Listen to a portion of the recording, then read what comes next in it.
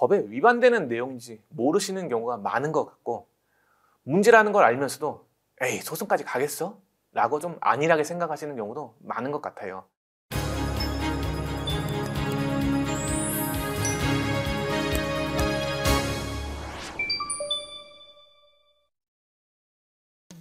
권리금을 주고 가게를 인수를 했는데 그 가게를 넘기고 나간 양도인이 바로 주변에서 같은 업종을 운영하는 경우가 굉장히 많다고 합니다. 당황스러우실 것 같은데요. 이럴 때는 어떻게 해결해 봐야 할까요? 해결사입니다. 상가변호사.com 김재은 변호사님께 여쭤보도록 할게요. 변호사님 안녕하세요. 예, 안녕하세요. 반갑습니다.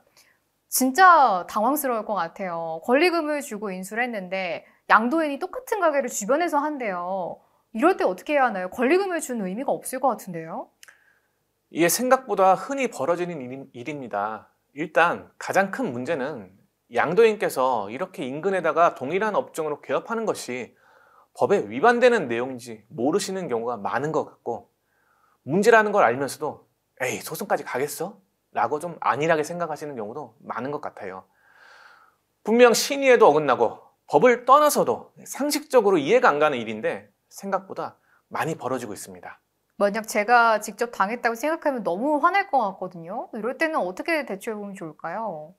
일단 법적인 조치를 취하셔야지, 안 그러면 영업권을 지킬 수가 없어요. 대표적으로 이런 상황에서는 영업금지 가처분을 신청해서 상대방의 영업을 막는 방식으로 문제를 해결하는 편입니다. 소송을 하는 것보다 영업금지 가처분을 하는 것이 경제적인 측면에서 보나 시간적 측면에서 보나 훨씬 효율적이기 때문이에요. 그리고 나오는 결과도 비슷해요. 그래서 이런 상황에서는 일단 계약을 취소하기보다는 상대방의 영업을 막는 데 주력해야 합니다. 영업금지에 가처분을 신청을 해서 양도인이 주변에서 영업을 못하게 막아야 된다라는 말씀이신 것 같은데, 어쨌든 영업 양도인이 주변에서 똑같은 가게를 하는 건 법적으로 위반된다라는 말씀이신 것 같은데, 혹시 어떤 근거에서 그런지 들어볼 수 있을까요? 예, 상법 제41조를 확인하시면 됩니다. 일단 동일 지역, 인근 지역에서 10년간 영업을 하지 못한다고 규정되어 있습니다. 만일 동일 업종으로 운영하지 않겠다는 특약을 쓴 경우라면 무려 20년간 유효해요. 그런데 동일 지역이라고 하더라도 경쟁 지역이 아니거나, 예를 들어 서초구의 끝과 끝 지점이라면 경쟁 관계가 아니라고 보기도 하는데요. 조금 애매한 경우에는 영업을 해도 괜찮다고 인정하는 경우가 있기도 해서, 이럴 땐 무조건 된다, 아니면 무조건 안 된다, 이렇게 판단하기보다는 전문 상담을 받아보시는 게 좋습니다. 그리고 또 애매한 게 동일 업종을 판단하는 게 조금 모호하긴 해요. 예를 들어서 편의점이랑 아이스크림 판매점이 말만 다르지 사실 판매하는 제품 비슷하니까 누군 동일하다고 보고 누군 동일하지 않다고 볼 수도 있잖아요. 저희가 진행했던 사례 중에서도 이렇게 동일한 업종이냐 아니냐를 두고 다퉜던 사례가 하나 있는데요. 저희 의뢰인이 아구찜을 위주로 판매하는 포장마차를 권리금을 주고 인수했어요. 그런데 양도인이 인근에다가 포장마차를 개업하신 거예요. 양도인의 포장마차에는 아구찜을 팔지는 않았지만 메뉴 중 상당 부분이 겹쳤습니다. 이거 진짜 애매한 것 같은데요. 포장마차긴 같은 포장마차잖아요. 그러니까 뭔가 같을 것 같으면서도 양도인은 또 아구찜을 안 파시니까 뭔가 다르다고 볼 것 같기도 한데, 법원은 이럴 때 어떻게 보고 있어요, 변호사님? 예, 사실 판사님마다도 가치 판단이 좀 다른 영역이라서 무조건 정답이라고 말할 수는 없겠지만, 이 사례에서는 동일한 업종이라고 인정을 했어요. 대체적으로 양도인이 인근에서 영업을 한다는 것 자체를 일단 잘못된 행위라고 인식하고 재판을 시작하기 때문에, 주력 메뉴가 동일하지 않더라도 겹치는 메뉴가 많고 유사하다면 동일한 업종이라고 인정해주는 경향이 있습니다.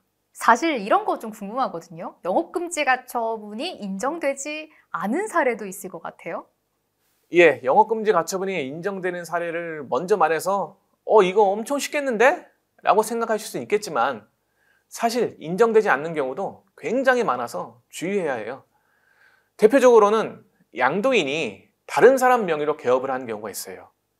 사업자 등록증 명의도 다르고 양도인이 직접 운영을 하는 것도 아니라면 상법을 위반했다고 주장하기가 힘들어집니다. 아니 근데 이건 너무 억울하잖아요, 변호사님. 같은 사람이 하는 게 맞는데 이게 사업자 등록증이 다르다고 인정이 안 되는 거예요. 진짜 억울할 것 같은데요? 그래서 이런 상황에서는 명의자만 다를 뿐 실질적인 운영자가 양도인이라는 걸 입증할 수 있어야 해요. 저희가 진행했던 사건 중에서는 양도인이 단골 손님에게 사업자는 다른 사람은 냈는데 내가 직접 운영하는 거야 라는 식으로 이야기한 대화를 입수해서 이게 결정적인 증거가 되어 영업금지 가처분을 이끌어낸 사례가 있어요. 사소한 증거들이 모여 법적으로 대응할 때는 굉장히 좋은 영향을 미칠 수 있으니 비슷한 상황에서는 증거 수집에 집중하셔야 합니다.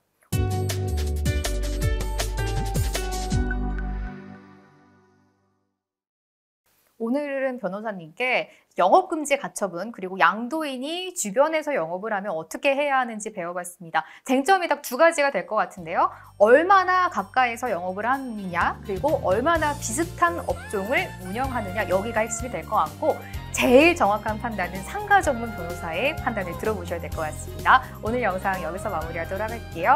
김재윤 변호사님과 함께했습니다. 변호사님 고맙습니다. 예, 감사합니다.